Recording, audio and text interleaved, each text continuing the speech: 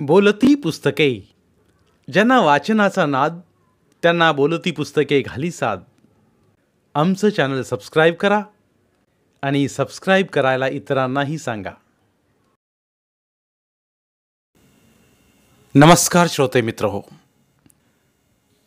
लेखक श्री अशोक कुबडे यांची गोंडर ही पहिलीच कादंबरी. सामाजिक अभिसरणाच्या एका महत्त्वाच्या टप्प्यावरचं जगणं अंतप्रवाहासह अधोरेखित करणारी ही कादंबरी. पूर्वी गावगाड्यात 12 बलुतेदार ही संस्था होती. न्हावी हा या समाजसंस्थेचा महत्त्वाचा घटक. न्हावी समाजाचा यशवंत हा या कादंबरीचा नायक. शिक्षणाविषयी कमालीची आस्था असलेल्या पिढीचा तो प्रतिनिधी. सामाजिक परिवर्तनाची पायवाट प्रशस्त करू पाहणारा हा नायक पारंपरिक विचारांच्या विरोधात कशा रीतीने संघर्ष करतो याचा पट मांडणारी ही वर्तमान कथा. कथानकाला गतिमान करणारी भाषा आणि निवेदनातील नेमकेपणा यामुळे ही कादंबरी वाचनीय झाली आहे. समाज वास्तवाला थेट भिडणारी तरी कलात्मक भान अबाधित ठेवणारी महत्त्वाची कलाकृती म्हणून या कादंबरीची नोंद घ्यावी लागेल. या कादंबरीविषयी डॉक्टर जगदीश कदम सरांचा हा अभिप्राय. चला तर मग सुरू करूया अभिवाचन. लेखक अशोक कुबडे लिखित गोंडर. भाग पहिला. मी यशवंत, वामन वारकाचं पोरग. असा परिचय यशवंतनं अण्णासाहेबांना दिला आणि वाड्याच्या मोठ्या दरवाजातून आत शिरला. वसरीतलं कुत्रं भो भो करून अंगावर धावलं. जरा मागे सरकून यशवंत पुन्हा पुढं सरकत अंगणात आला. स्वयंपाकघरातून उमानं पाहिलं आणि आईला म्हणाली, माय, वारकाचा यशवंत आलाय. अगं त्याला भाकर दे, तुझा बापू दाढी डोई करून आलाय ना, म्हणत आईनं दृढीतील भाकर उमाच्या हातावर दिली.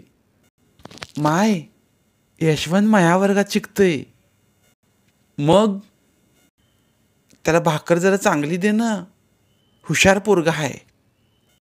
उमा हातातील भाकर दृढीत टाकून दृढीतील गरम गरम भाकर घेऊन धावतच वसरीत आली. यशवंतनं समोर आलेल्या उमाकडं पाहिलं आणि खाली मान घालून उभा राहिला. 15-16 वर्षांचं पोरग जरा लाजलंच. हे गे यशवंत, माझा हात भाजतोय. यशवंतनं खालच्या नजरेनंच हात पुढं केला. उमानं गरमागरम भाकर यशवंतच्या हातावर अलगद ठेवली आणि म्हणाली, यशवंत, आज शाळेत नाही येणार? यशवंत लाजून एक शब्दही न बोलता निघून गेला. बांधलेलं कुत्रं भो भो करून पुन्हा गप्प बसलं. उमा स्वयंपाकघरात गेली. आई, हा यशवंतनं वर्गात खूप हुशार आहे बरं, पण आज आपल्या इथं कसा? अगं, तुझे बापू त्यांच्या इथं जाऊन दाढी डोई करून आले ना, मग आपण त्याला भाकर द्यायची असते. आई, पण तुला माहीत नाही, जा. यशवंत घरी आला. भाकर ठेवली आणि उदास बसला. आई बाबांना उडवाउडवीचे उत्तर देत त्यानं आजची शाळा ह्याच विचारात घालवली. मनात सारं घोळत होतं. सकाळी लवकर उठला. सगळं काम आटोपून शाळेत जाण्यास तयार झाला. शाळा भरली. सकाळची प्रार्थना झाली. मुलं एका रांगेत उभी होती. तशीच रांगेतच वर्गात निघाली. कदम गुरुजींची शिस्त फार. मुंग्यांची रांग वारुळात जावी तशी मुलं रांगेत वर्गात शिरत होती. वर्गात ऐन दरवाजात उमाची आणि यशवंतची भेट झाली. यशवंतनं लगेच खाली मान घातली. उमाला मात्र राहवलं नाही. ती म्हणाली, यशवंत, आज नाही आलास भाकर घ्यायला? मी खास तुझ्यासाठी स्वतःहून भाकर केली होती बरं का. यशवंत लगेच नाराज झाला. मनातल्या मनात विचार घोळत होता. उमाच्या सहजच पण लागट बोलण्यानं तो दुखावला. उमा आता आपल्याला रोजच असं विचारणार असं त्याच्या स्वाभिमानी कोवळ्या मनाला वाटू लागलं. स्वाभिमानाचा पगडा असलेलं यशवंतचं मन मात्र कुठंच लागत नव्हतं. तिचं ते हळुवार फेकलेले शब्द यशवंतच्या काळजाला बाणासारखे लागून मन घायाळ झालं. तो अस्वस्थ झाला. त्याचं मन शाळेत लागत नव्हतं. म्हणून तो थोडा वेळ शाळेत थांबून घरी आला. तो पुन्हा शाळेत गेलाच नाही. यशवंतला घरी पाहून वामननं गोष्ट काढलीच, तर यशवंतनं सांगितलं, बाबा, मी शाळेत जाणार नाही. का रे? मी जाणार नाही म्हटलं ना, नाही जाणार. यशवंतचं असं आडमुठ बोलणं पाहून शेवंता यशवंतच्या जवळ आली, पाठीवर हात ठेवला. माया ममतेनं सांगितलं, अरे यशवंता, आपल्या गावात आहे तेवढी तर शिक, बाकी जळू दे. पण यशवंताच्या मनावर काहीही फरक दिसला नव्हता. त्यानं केलेला निर्णय त्याच्या मनात घर करून बसला होता. जणू शाळेत जाणारच नाही हे त्याच्या मनावर चांगलं खोलवर गोंधलं असावं. यशवंताला विनवत दोघेही आपल्या संसाराची गाथा आणि मनातलं ध्येय त्याच्यापुढे एक एक पान वाचून दाखवावं तसं वाचून दाखवत होते. अख्ख्या हयातीत कुणी शाळेचं तोंड पाहिलं नाही, असं वामन जवातवा म्हणत होता. आशेचा एक किरण दोघा नवरा बायकोला दिसला, तो फक्त यशवंतमध्ये. एक दिवस ही शाळेला आडकाठी न आणणारे यशवंत पण आता मात्र शाळेत जाण्यास तयार नव्हता. त्यामुळे वामन आणि शेवंता खूप नाराज झाले. आपल्या सगळ्या स्वप्नावर पाणी पडलं असं त्यांच्या उत्साही मनाला वाटू लागलं. त्यांची मने कोमेजून गेली. त्याने यशवंताच्या पाठीवर हात ठेवून सांगितलं, माया ममतेनं सांगितलं, तो ऐकेच ना. तेव्हा मात्र शेवंताला राहवलं नाही. यशवंताला खूप खूप बदडून काढलं. पाठीवर वळ आले. पाठ हिरवी पिवळी झाली, तरीही यशवंतच्या तोंडून नाही असंच होतं. शेवंता मारूनच थांबली नाही, तर तिनं यशवंताला दिवसभर भाकरीही दिली नाही. पण यशवंतवर त्याचा काहीच परिणाम झाला नाही. शेवंता रानातून आल्यावर तिला त्याचा कळवळ आला, तरीही ती रागातच होती. वामनही यशवंतच्या निर्णयाने हिरमुसला. अक्षरांची साधी ओळख नाही म्हणून आपण जनावरासारखं जीवन जगतो, हे आपल्या पदरी आलेलं दुःख आपल्यासारखी अवकळा आपल्या पोटच्या लेकराची होऊ नये या पोट तिडकीनं तो यशवंतवर रागावला होता. पण तोही संध्याकाळी शांत होता. दोघांनी आता यशवंतवर ढकलून दिलं होतं. सगळे रानातून आल्यावर यशवंत हळू आवाजात भीत भीत बोलला, माय, मी सांगू काय? मला ना लाज वाटते. अण्णासाहेबाची उमा ना मला सारखी चिडवते. मला भाकरीबद्दल बोलते. ती माझ्या वर्गातच आहे म्हणून मी यावर्षी मात्र शाळेत जाणारच नाही. रागावू नको. मलाही खूप शिकावं वाटतं, पण पदराच्या गाठीला बांधलेली गरिबी शिकू देत नाही. अशा इतर जातीत जन्म घेणं पापच आहे. तरी पण मी शिकणार. पुढच्या वर्षी शाळेत जाणार, हुशार होणार. असं म्हणत तो उठला. बाबाच्या खांद्यावर हात ठेवला आणि मायच्या डोळ्याला हात लावला. तो शेवंतन आपल्या डोळ्यांचं पाणी पुसलं. वामन विचारलं, मग आता कसं? काही नाही. मी एवढं वरीच तुम्हाला हातभार लावतो. तुमच्या संग गावकीचं काम करू लागतो. आपण दोघं मिळून गावातलं बलुतं करू. पुढच्या वर्षी जाईन मी शाळेत. आणि मग यशवंत उमाच्या बोलण्याला लाजून घरीच राहू लागला. पहाट उठून वामनसोबत घरापुढं पोत्यावर बलुताच्या हजामती करीत असे. जवळ बसून हजामती पाहणं आणि तसंच करून पाहणं हा त्याचा धडपड्या स्वभावच होता. म्हणतात ना, मासळीच्या पिल्ल्याला पोहणं शिकवण्याची गरज नाही. त्याप्रमाणे एखादी हजामत सोडली तर तो आता चांगल्याच हजामती करू लागला होता. वामनलाही त्याचा चांगलाच आधार झाला. हजामतीसोबत गावातलं बलुतं गोळा करणं आणि गावकीची बलुत्याची सगळीच कामं करून यशवंत हातभार देत होता.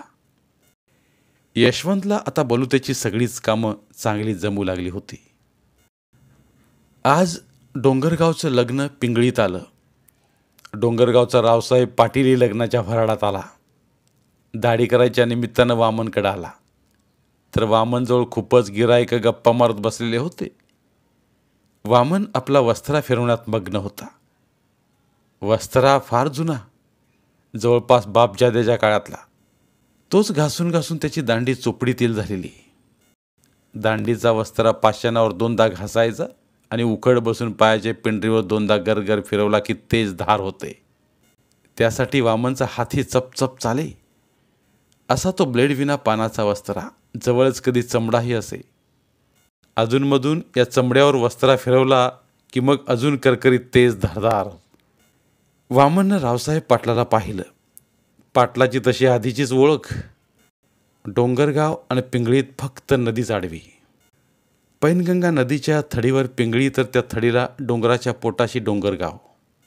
गावातला पावना आणि डोंगरगावचा पाटील म्हणून गिरायकांनी सहमती दर्शवल्यावर पाटलाची दाढी वामनं लवकर सुरू केली.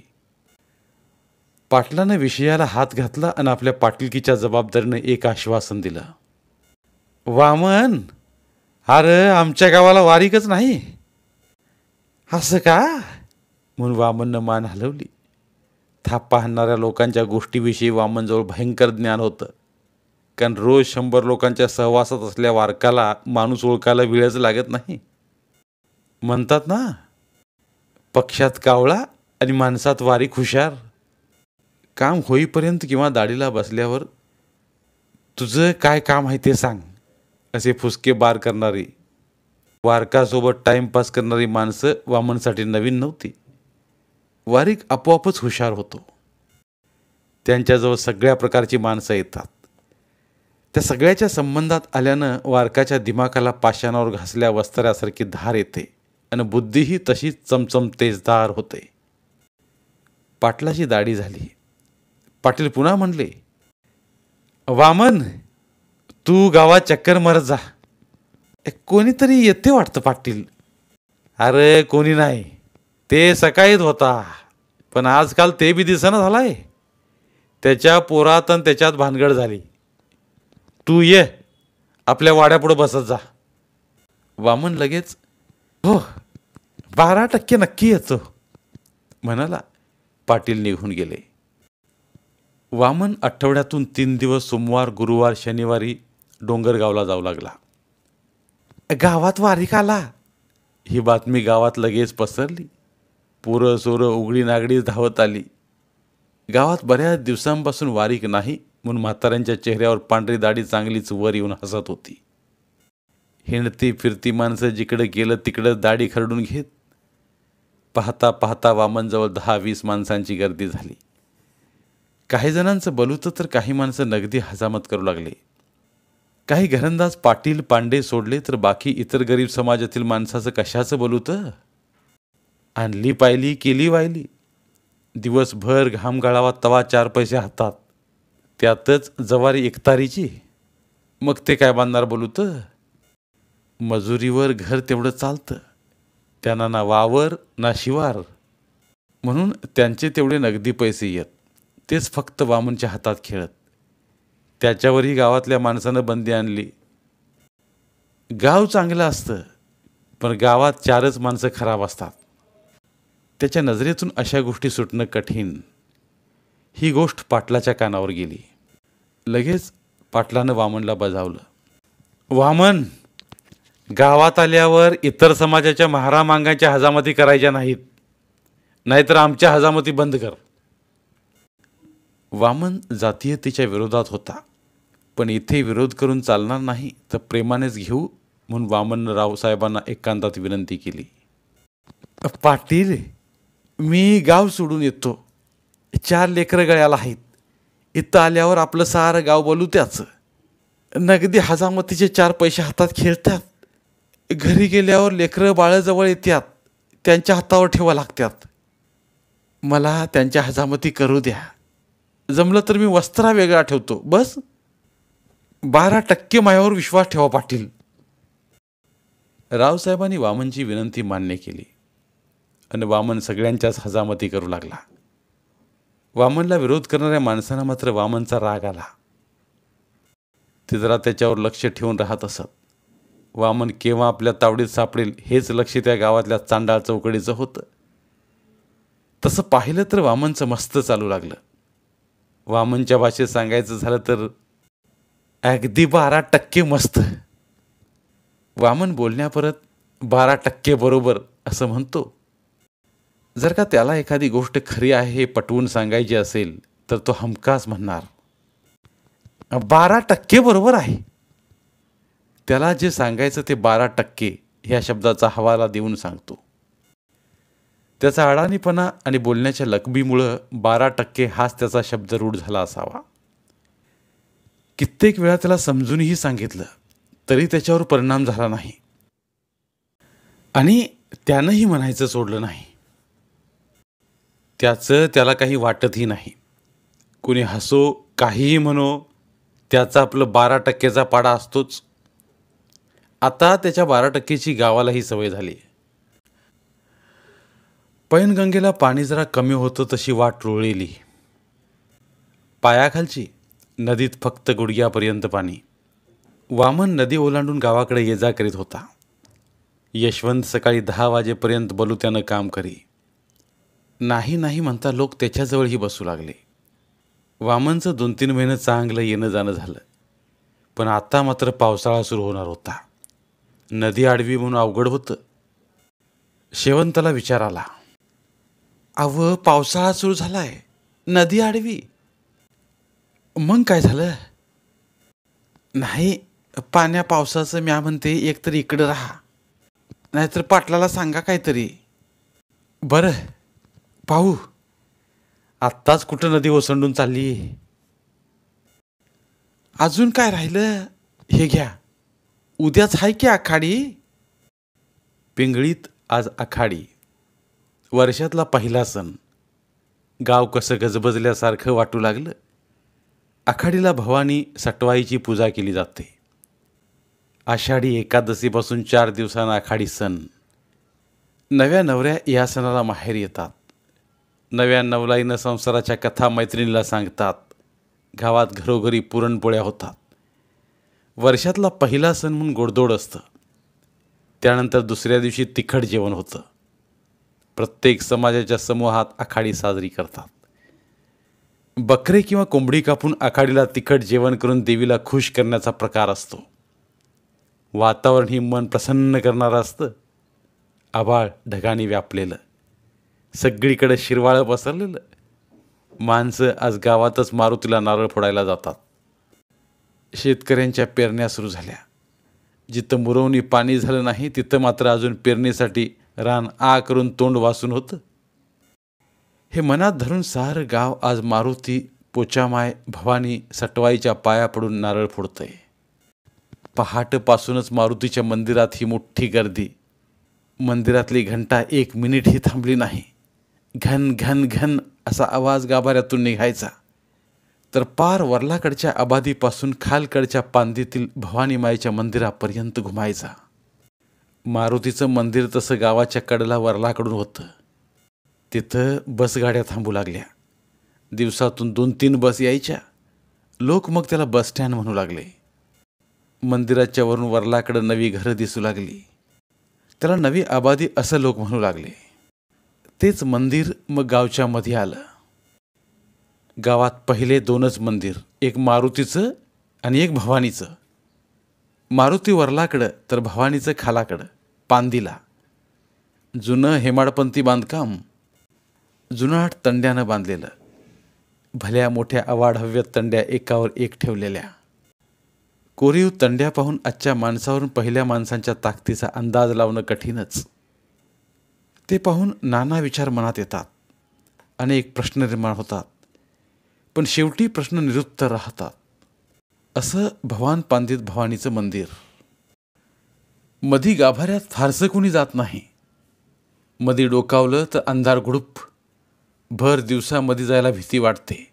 पोरं सोरं खेळतात तेही बाहेर बाहेर. आणि शेताकडे जाणाऱ्या बाया माणसं मात्र डोक्यावरलं टोपलं खाली ठेवून चटकन चप्पल सोडून बाहेरूनच धावत हात जोडतात आणि मग शेतीची वाट धरतात. गावाच्या आजूबाजूला जवळपास 5 ते 7 तळे. त्या तळ्याच्या नावावरूनच शेतीची नावं ठेवलेली. सापतळे, गोडमतळे, गुरवतळे, लगनढाऊ. लगनतळ्यात लग्नाचं वराड बुडालं म्हणून त्याचं नाव लगनढाऊ. पिंगळी गाव तसं सांप्रदायी, पोथीपुराण चालू. पण राजकारणात अबाबाबाबा नंबर 1. गावात 18 पगड जातीची माणसं, 12 बलुतेदार, पाटलाच्या भावकीचे 2-3 वाडे आणि बाकी सगळी पचरुडी जातीची माणसं. गाव तसं भरपूर मोठं. गावात 10-12 हजार लोक वसती. अशा पिंपळी गावात आज आखाडीचा सण. गाव सगळा आनंदित. सणासुदीचं बाया माणसा शेताकडे गेली नाहीत. घरी असल्यामुळं घरातल्या चुली आज जरा लवकरच पेटल्या. घराघरातून चुलीचा धूर निघत होता. वर्षातला पहिला सण म्हणून चुलीवर पुरण शिजत होतं. संध्याकाळी पुरणपोळ्या झाल्या. घरापरत पोळ्या झाल्या. वामन सांच्याला सण मागायला भली मोठी दुरडी घेऊन गावात निघाला. आखाडी आणि पंचमीच्या सणाला गावात बलुत्याच्या घरी पोळ्या आणायला वामन जातो. सालभराच्या बलुत्यात सण मागणं हेही सालासाठी बलुत्यात ठरवलं जातं. आज आखाडीला सण मागायला वामन निघाला. गावभर फिरून मागितल्यानं वामनची दुरडी पोळ्यानं भरून गेली. तोवर खूप अंधार झाला. गाव तर सणासुदीचं लवकर जेवून तवा सामसूम झालं. पावसाळ्याचे दिवस म्हणून अंधार किर्र. त्यात फक्त किरकिऱ्या आणि डबातल्या बेडकांचा आवाज फक्त येऊ लागला. वामननं पोळ्यांची दुरडी भरून घर गाठलं. तोवर चिंगी आणि कली वाट पाहून पाहून झोपी गेल्या. यशवंत तेवढा जागा होता. बापाची चाहू लागताच ताडकन उठला. म्हणाला, बाबा हे काय? यश, ह्या पुरणपोळ्या. एवढ्या मोठ्या पुरणपोळ्या बाबा? हो, आज आखाडी आहे ना म्हणून आणल्या. असं म्हणत वामननं दुरडी खाली ठेवली. शेवंतानं चिंगी आणि कलीला जबरदस्तीनं उठवलं. वाट पाहून पाहून लेकरं झोपली असं शेवंतानं म्हणताच मी खेळत बसलो काय म्हणत वामन चौताळाच. चिंगी, कली आणि तिघबी त्या दुरडीवर तुटून पडले. यशवंत जरा मनानं लय लुसलुस पोळ्या चापळून पाहत सगळी दुरडी पालती घातली. जास्त पुराण असलेली पोळी त्याला खूप आवडे आणि तो चटकून उचलून घेत होता. सगळी दुरडी चापळताना म्हणाला, बाबा वाड्यावरली पोळी कोणती? वाड्यावरली पोळी म्हणजे जास्त पुरण भरलेली. वाड्यावरल्या पोळीत पुरण जास्त असतं म्हणून यशवंतनं सगळी दुरडी पालती करून पाहिली. पोळी चापळून पाहताना त्याला उमाची आठवण झाली. या पोळ्या तिनं केल्या असतील. तिच्या हातची पोळी खात असताना त्याला खूप रागही आला. राग गिळून तो उमाच्या विचारात मग्न झाला. त्याच्या नजरेसमोर उमा झळकू लागली. तिनं धावत आणून दिलेली तेव्हाची भाकर तो आठवत होता. सगळी दुरडी पालती घालून 1 ना 2 पोळ्या खाल्ल्या आणि उमाच्या आठवणीत रम्मान होत समाधानानं झोपी गेला. लेकरांचं जेवण झाल्यावर वामन आणि शेवंतानं जेवण केलं. लेकरांच्या तोंडावरून हात फिरवला. तिचा यशवंतावर लय जीव. हुशार गुणी लेकरू. शेवंता जेवली आणि खाऊन उरल्या पोळ्या तिनं पहाट वाळू घातल्या. त्या वाळलेल्या पोळ्या ती लेकराला उकडून देत असे. त्या वाळलेल्या पोळ्या उकडून खाताना आठवण मात्र सणावाराची होत असे. आता आकाडीहून 10-12 दिवस झाले असतील. सगळ्या गावावर सुतक पडलं होतं. आबासाहेबांचा म्हातारा बाप मरून आज 10 दिवस झाले. आज त्याचा 10वा दिवस. गाव सगळं भावकीचं आणि म्हातारा गावचा पहिला सरपंच होता. स्वभाव मात्र चांगलाच कडक म्हणून कुणी जवळ फिरकत नव्हतं. मरून 10 दिवस झाले म्हणून त्याचा 10वा दिवस. आबासाहेबांचा गडी दसऱ्या. वामनच्या घरी सकाळीच आला आणि आरोळी ठोकली. वामनदा, अरे हो वामनदा. वामन बाहेर आला. काय रे दसऱ्या? मालक म्हणतात की आज मोठ्या मालकाचा 10वा दिवस आहे. मग नदीवर जायचं आहे. या म्हणले लवकर खौर करायचा आहे. बरं येतो म्हणून वामननं दसऱ्याला होकार दिला. दसऱ्या पाठमोरा झाला. लगेच वामन यशवंताला म्हणाला, जा खौर करून ये. तेव्हा शेवंतानं वामनला सांगितलं, अहो 10वा दिवस आणि यशवंताला काय जमल? कवळं लेकरू आहे ते. नग त्याला तुम्ही जागडे. बरं मी जातो. म्हणून वामननं आज सगळी कामं सोडली आणि नदीवर जाण्याची तयारी केली. बाबा, मी येऊ का? यशवंत म्हणाला. लगेच शेवंतानं उचललं. काला नग, तुझं काही काम नाही. वय वो बाबा, येऊ का? असं यशवंत म्हणल्यावर, बरं चाल, जे होईल ते होईल, वामन धाडसानं बोलला. अव पण लेकरू कवळं, काही होईत नाही, माहीत तर होईल. यशवंत लगेच तयार झाला आणि बापासोबत नदीवर गेला. वामन कामाला भिडला. मेलेल्या म्हाताऱ्याच्या पोराचं केस काढून टक्कल करणं, दाढी मिशांचं मुंडन करणं म्हणजेच खौर करणं. भावकीचे आणि 4 पाहुणे सगळी माणसं नदीवर जमा झाली. आबासाहेबानं भाऊसाहेबांना नदीत डुबकी मारली आणि वर येऊन मग कडेला बसले. वामननं वस्तारा पायावर घासला आणि टर टर फिरवायला सुरुवात केली. दाढी मिशा काढून सगळं वामन म्हणतो तसं 12% बोडकंच केलं. तोवर पूजा मांडली. पूजा झाल्यावर वामनला दक्षिणा म्हणून काही बाई खुर्दा दिला आणि खौर म्हणून पितळेची 5 जुनी भांडी खौरात दिली.